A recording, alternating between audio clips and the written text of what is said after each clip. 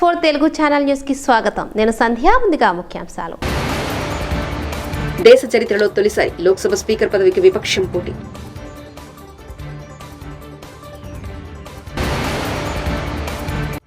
కాంగ్రెస్ లో వైభాగ విలీనం. డీకే శివకుమార్ తో జగన్ చర్చలు. ఎమ్మెల్యే నల్లమిల్లే.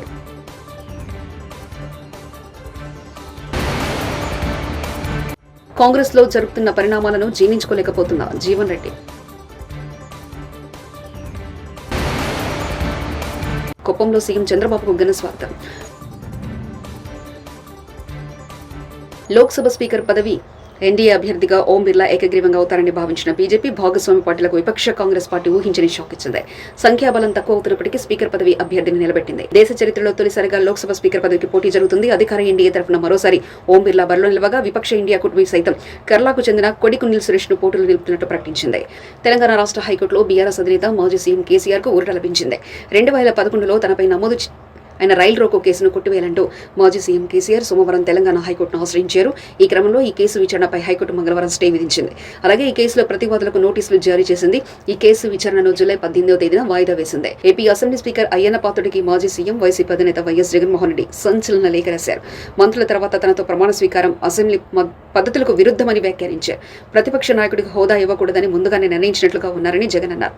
విపక్షంలో ఎవరికి ఎక్కువ సీట్లు ఉంటే వారికి ప్రతిపక్ష హోదా ఇవ్వాలని చట్టంలో నిర్వహించారని, ప్రతిపక్ష హోదా ఇవ్వాలంటే 10% సీట్లు ఉండాలని చట్టంలో ఎక్కడా లేదని పేర్కొన్నారు. పార్లమెంట్లో కానీ ఉమ్మడి ఆంధ్రప్రదేశ్లో కానీ ఈ నిబంధన పాటించలేదన్నారు. వైకాపా హయాంలో ఏపీలో అప్రకటిత ఎమర్జెన్సీ కొనసాగిందని భాజపా ఎమ్మెల్యే నల్లమిల్లి రామకృష్ణారెడ్డి విమర్శించారు. అందుకే ఎన్డీఏ కూటమికి ప్రజలు అపూర్వ విజయాన్ని అందించారని చెప్పారు. నియంత పరిపాలనను ప్రజలు ఆమోదించారనే విషయం స్పష్టమైందన్నారు. అందుకే దిక్కులేని స్థితిలో తన పార్టీని కాంగ్రెస్ లో విలీనం చేసే దిశగా జగన్ అడుగులు వేస్తున్నారని వ్యాఖ్యానించారు. ఈ మేరకు బెంగళూరులో కర్ణాటక డిప్యూటీ సీఎం డీకే శివకుమార్ తో జగన్ చర్చలు జరిపారన్నారు. దిక్కులేని పరిస్థితిలో జగన్మోహన్ రెడ్డి తన పార్టీని కాంగ్రెస్ పార్టీలో విలీనం చేసే దిశగా అడుగులు వేస్తూ ఉన్నాడు. నిన్నటి రోజున బెంగళూరులో డీకే శివకుమార్తో భేటీ అయి వైఎస్ షర్మిల్ని కాంగ్రెస్ పార్టీ నుంచి బయటకు పంపిస్తే తన పార్టీ విలీనం చేయడానికి సంసిద్ధమని వ్యక్తం చేసే నిస్సహాయ స్థితికి జగన్మోహన్ రెడ్డి వెళ్ళిపోవడం జరిగింది. తనతో గెలిచిన 11 మంది ఎమ్మెల్యేల్లో ఎంతమంది తనతో ప్రయాణం చేస్తారో తెలియని పరిస్థితి. గెలిచిన 4 పార్లమెంటు సభ్యుల్లో ఎంతమంది తనతో ప్రయాణం చేస్తారో తెలియని పరిస్థితి. ఉన్న రాజ్యసభ సభ్యులు తనతో ఉంటారో లేనో తెలియని పరిస్థితి. ఇటువంటి పరిస్థితిలో దిక్కుతోచని పరిస్థితి. అంటే సాక్షాత్తు పులివెందులకు వెళ్తే కార్యకర్తలే తన ఇంటిపైన దాడి చేస్తే నిస్సహాయ స్థితిలో పడిపోయిన వైఎస్ జగన్మోహన్ రెడ్డి కడప జిల్లాలో ఓడిపోయిన అభ్యర్థులు కానీ గెలిచిన అభ్యర్థులు కానీ కనీసం పులివెందుల రాజప్రసాదం వైపు చూడని పరిస్థితి. ఇటువంటి పరిస్థితిలో దిక్కుతోచకి వాళ్ళ కాంగ్రెస్ పార్టీని ఆశ్రయించే దిశగా ముందుకెళ్తా ఉన్నారు. ఇటువంటి అరాచక శక్తులన్నీ మరలా కాంగ్రెస్ పార్టీ వైపు చేరి నరేంద్ర మోడీ గారి నాయకత్వంలో ప్రభుత్వాన్ని అస్థిరపరిచే ప్రయత్నాలు చేయడం జరుగుతుందని ఆశిస్తాం. గతంలో 32,000 మంది మహిళలను వాలంటీర్ల ద్వారా ట్రాప్ చేసి ఇతర రాష్ట్రాలకు ఇతర దేశాలకు ట్రాన్స్ఫర్ చేయబడ్డారని పవన్ కళ్యాణ్ ఆరోపించారు. పవన్ కళ్యాణ్ ఇప్పుడు దానికి సమాధానం చెప్పకపోతే మీ ఉప ముఖ్యమంత్రి పదవికి రాజీనామా చేయాలి. జడ శ్రవణ్ కుమార్ జై భీమ్ భారత పార్టీ అధ్యక్షులు.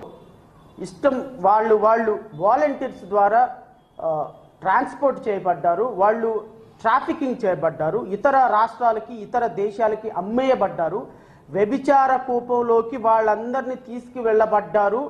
దానికి వాలంటీర్స్ సహకరించారు అని you made a very clear statement over the public.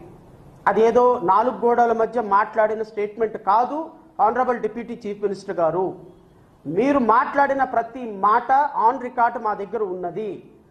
And ఏ అమ్మాయిలు ఎక్కడెక్కడ అమ్మాయిలు ఏ పోలీస్ స్టేషన్లో అమ్మాయిలు ఆ విధంగా మిస్సింగ్కి గురయ్యారో ఆ ఎఫ్ఐఆర్లతో సహా మా దగ్గర డేటా ఉంది. మీకు ఒకవేళ అధికారికంగా డేటా లేకపోతే మీ దగ్గరికి నేను డేటా పంపిస్తాను. ఆ డేటాను పట్టుకొని మీరు కేవలం మీ దగ్గరకు వచ్చిన వినతుల్లో ర్యాండమ్గా ఒక అమ్మాయి మిస్ అయిందండి అంటే సిఏ గారికి ఫోన్ చేసి సిఏ గారు ఎక్కడ ఉన్న అమ్మాయి అర్జెంటుగా తీసుకురాండి అని చెప్తే కుదరదు. అది కుదరదు, మేము ఒప్పుకోం. ఎట్టి పరిస్థితుల్లో 30,000 మంది అమ్మాయిలు 32,000 మంది అమ్మాయిలు సబ్జెక్ట్ టు కరెక్షన్. మీరు ఇమ్మీడియట్గా ఒక టాస్క్ ఫోర్స్ వేయాలి. ఏ రోజున అంతమంది అమ్మాయిలు ఎక్కడ దొరికారు, ఎక్కడ ఉన్నారు, గంటకి రోజుకి గంటకి ఒక స్క్రోలింగ్ ఇవ్వాలి. 30,000 మంది అమ్మాయిలు. It is not easy task sir. I'm requesting honourable chief minister, honourable deputy chief minister, honourable home minister, 30,000 మంది అమ్మాయిలు ఈ రాష్ట్రంలో 5 సంవత్సరాల పాటు వెళ్ళిపోతే ఇంతవరకు పోలీసులు వాళ్ళని పట్టుకోకపోతే, మీరు అధికారంలోకి వచ్చి నెల రోజులైనా దాని మీద యాక్షన్ తీసుకోకపోతే వాట్ ఇస్ ఇట్ కాల్డ్? దాన్ని ఏమంటాము? అంటే కేవలం మీరు ఆరోపణలు చేశారా? యాక్సెప్ట్, నేను ఆరోపణ మాత్రమే చేశాను, అలాంటి పిల్లలు ఎవరు తప్పిపోలేదని చెప్తారా? మీరు చెప్పండి, చెప్పి మీరు క్షమాపణ చెప్పండి, మీరు డిప్యూటీ చీఫ్ మినిస్టర్గా రిజైన్ చేసేయండి. కాంగ్రెస్ లో జరుగుతున్న పరిణామాలను జీర్ణించుకోలేకపోతున్నారని పార్టీ సీనియర్ నేత ఎమ్మెల్సీ జీవన్ రెడ్డి అసంతృప్తి వ్యక్తం చేశారు. జగిత్యాల భారస ఎమ్మెల్యే సంజయ్ కుమార్ చేరికపై తాను మనస్తాపానికి గురయ్యానని మరోసారి జీవన్ రెడ్డి వెల్లడించారు. ఈ నేపథ్యంలో పార్టీ ముఖ్య నాయకులు ఆయన బుజ్జగించే ప్రయత్నం చేస్తున్నారు. అందులో భాగంగా డిప్యూటీ సీఎం పట్టి విక్రమార్క, మంత్రి శ్రీధరబాబు బేగంపేటలోని జీవన్ రెడ్డి నివాసానికి చేరుకున్నారు. అతి త్వరలో తన నిర్ణయం వెల్లడిస్తారని ఈ సందర్భంగా జీవన్ రెడ్డి స్పష్టం చేశారు. పార్టీ పరిణామ దృష్టిలో ఏదైతున్నదో నీకు వాస్తవంగా మనస్తాపానికి గురైనా పార్టీ కార్యకర్త మనోభావాలకు అనుగుణంగా నాకు మరి పార్టీ పరంగా 40 సంవత్సరాల సుదీర్ఘ ప్రజా జీవితం పార్టీతో కలిసి పనిచేసిన, పార్టీ బలోపేత కూడా పనిచేసినాం. నాకు కూడా పార్టీ పరంగా వివిధ అవకాశాలు లభించినాయి. కానీ చివరిగా ఏదైతున్నదో ఇవాళ ఈ తీసుకున్న నిర్ణయంతో అంటే వాస్తవంగా రాష్ట్రంలో కాంగ్రెస్ ప్రభుత్వం సుస్థిరంగా ఉన్నది. 65 సంఖ్యాబలం ఉన్నది. Any day 7 MIM members, there is no scope of they are sailing together with BJP. CPI ఒక సభ్యుడు ఉన్నాడు. మనకు కావాల్సింది ప్రజా విధానాలపై మనం ప్రజానీకం యొక్క మెప్పు పొందే ప్రయత్నం చేయాలి. ఆ ప్రయత్నం జరుగుతున్నది. ఆ ప్రయత్నం జరుగుతున్న తరుణం లోపల మళ్ళీ మనం ఏదైతుంది వాస్తవంగా వీళ్ళు మొన్నటి పార్లమెంట్ ఎన్నికల్లో అఖిల భారత కాంగ్రెస్ పార్టీ ప్రధానంగా ఏదైతుందో దేశంలో ఉన్న పరిస్థితులను పరిగణలోకి తీసుకుంటూ నాడు రాజీవ్ గాంధీ గారు ఏదైతే ఈ యాంటీ డిఫెక్షన్ లా ఇవాళ చట్టపరంగా ఎన్నికైనటువంటి ఒక సభ్యులు పార్టీ మారడాన్ని నిలువరింపు చేయడానికి ఏదైతే యాంటీ డిఫెక్షన్ చట్టాన్ని రూపొందించడం జరిగిందో అందులో లొసుగులను ఆసరా చేసుకుని ఈ జరుగుతున్నటువంటి ఒక పార్టీ మార్పులను నిలువరింపు చేయాలి, దీన్ని పటిష్టంగా అమలు చేయడం భావనతో ఏదైతున్నదో ఎవరైతే సభ్యుడు పార్టీ మారడం జరుగుతుందో అదే సభ్యత్వం వెనువెంటనే రద్దు చేయబడే విధంగా ఈ చట్టంలో మార్పు చేస్తామని చెప్పని 5 న్యాయ్ అఖిల భారత కాంగ్రెస్ ప్రకటించినటువంటి ఒక విధానాలలో పొందుపరచుకుంటారు. దానికి భిన్నంగా ఇవాళ జరుగుతున్న పరిణామాలు చూస్తుంటే నేను వాస్తవంగా మనస్తాపానికి గురవుతున్నా, జీర్ణించుకోలేకపోతున్నాను. నేను ఇవాళ పార్టీ పరంగా నాకు లభించినటువంటి ఒక హోదా, ఆ హోదాలో ఉండి నేను ఆంధ్రప్రదేశ్ ముఖ్యమంత్రి నారా చంద్రబాబు నాయుడు తన 2 రోజుల పర్యటనలో భాగంగా మంగళవారం కుప్పం చేరుకున్నారు. 4వ ముఖ్యమంత్రిగా బాధ్యతలు చేపట్టిన తర్వాత సీఎం చంద్రబాబు తొలిసారిగా తన సొంత నియోజకవర్గానికి రావడంతో పార్టీ శ్రేణులు ఆయనకు ఘనంగా స్వాగతం పలికారు. అనంతరం శాంతిపురం మండలం జరివానిపల్లి, శాంతిదొడ్డి గ్రామాల్లో ఉన్న హంద్రినివా కుప్పం బ్రాంచ్ కెనాల్ పనులను ఆయన పరిశీలించారు. ఆ తర్వాత తిరిగి ఆయన కుప్పానికి చేరుకున్నారు. స్థానిక ఎన్టీఆర్ విగ్రహంతో ఏర్పాటు చేసిన భారీ బహిరంగ సభలో సీఎం చంద్రబాబు నాయుడు పాల్గొన్నారు.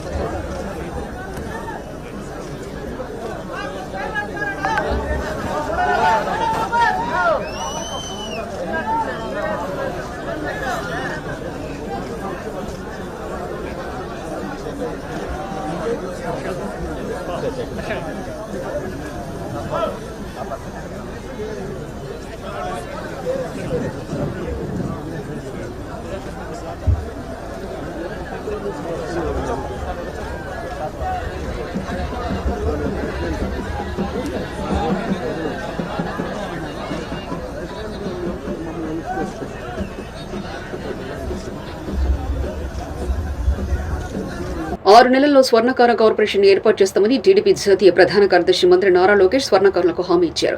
మంగళవారం లోకేష్ నిర్వహించిన ప్రజా దర్బార్ ప్రజలు పెద్ద ఎత్తున తరలివచ్చారు. సమస్యల పరిష్కారం కోసం సామాన్యుల నుంచి ఉద్యోగులు, యువకులు, వివిధ సంఘాల ప్రతినిధులు ప్రజా దర్బార్కు తరలివచ్చారు. అందరి సమస్యలు ఓపికగా విన్న యువనేత ఆయా సమస్యల సత్వర పరిష్కారానికి కృషి చేస్తానని హామీ ఇచ్చారు.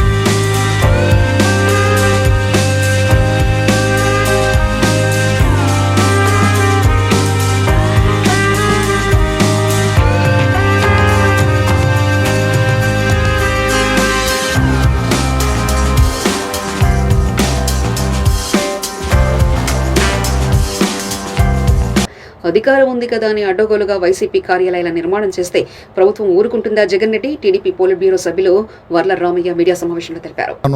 చేసుకుంటూ పోతుంది. అదే ఈరోజు జరుగుతోంది. 26 జిల్లాల్లో మీ వైసీపీ పార్టీ కార్యాలయాల నిర్మాణం కోసం స్థలాలు ఒక్కొక్క జిల్లాలో 2 ఎకరాల చొప్పున స్థలాలు మీరు కేటాయించారు. వాటన్నిటికీ మార్కెట్ రేట్ కడితే దాదాపు 900 కోట్ల రూపాయలు ఖరీదయ్యే స్థలాలవి. ఒక్కదానికి కూడా మీరు పర్మిషన్లు తీసుకోలేదు. అంటే మీరు అధికారంలో ఉంటే మీ ఇష్టం వచ్చినట్టు చేసుకోవాలనుకున్నారా? రాష్ట్రం మీ సొంత జాగీరా? మీ ఇష్టం వచ్చినట్లుగా మీ కార్యాలయాలు కట్టుకుంటూ పోతారా? చట్టం ఊరుకోలేదు. తన పని తాను చేసుకుంటూ పోతుంది. గగ్గోలు పెట్టేస్తున్నారు. పెద్ద పెద్దగా కేకలు వేస్తూ ఉన్నారు. మా కార్యాలయాలు పడగొడుతున్నారు, మా కార్యాలయాలు పడగొడుతున్నారని. లేదే, మీ కార్యాలయాలు కాదే పడగొట్టుతుంది. అక్రమంగా ఏ పర్మిషన్ లేకుండా, ఏ అనుమతులు లేకుండా నిర్మించిన ఒక కట్టడాన్ని పడగొట్టారు. పైగా దానికి మీరు గగ్గోలు పెడతారు, దయ్యాలు వేదాలు వల్లించినట్లు. అసలు ఈ పడగొట్టడానికి, ఈ విధ్వంసానికి కారకులు మీరు. 10 మందికి ఉపయోగపడే ప్రజావేదికను కూలగొట్టింది మీరు. అది ఎవరి సొంతం కాదు, ఏ పార్టీ కార్యాలయం కాదు, ఏ వ్యక్తికి సంబంధించింది కాదు. అయినా కూడా మీ అహం, మీ ఇగో సాటిస్ఫై చేయటం కోసం చంద్రబాబు గారు అక్కడే ప్రజలతో మాట్లాడేవారు.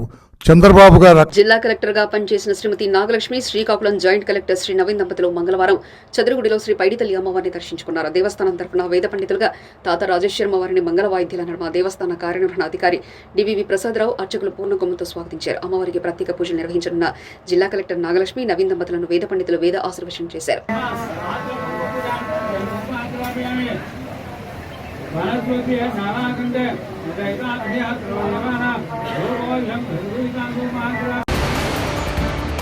దేశ చరిత్రలో తొలిసారి లోక్సభ స్పీకర్ పదవికి విపక్షం పోటీ.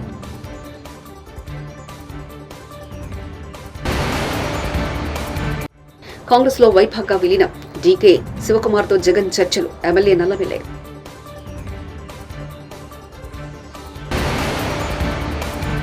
కాంగ్రెస్ లో జరుగుతున్న పరిణామాలను జీర్ణించుకోలేకపోతున్న జీవన్ రెడ్డి.